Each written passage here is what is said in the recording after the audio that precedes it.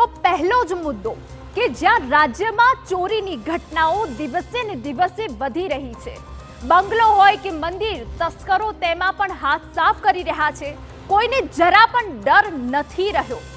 જો રાજ્યની આ ત્રણ ઘટનાઓ જૂનાગઢના દોલતપરા વિસ્તારના ધોણેશ્વર મહાદેવ મંદિરની દાનપેટીમાંથી ચોરી થઈ।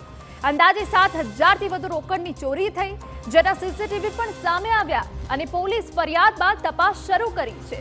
તો રાજકોટમાં એક જ દિવસમાં ચોરીની 2 ઘટના સામે આવી।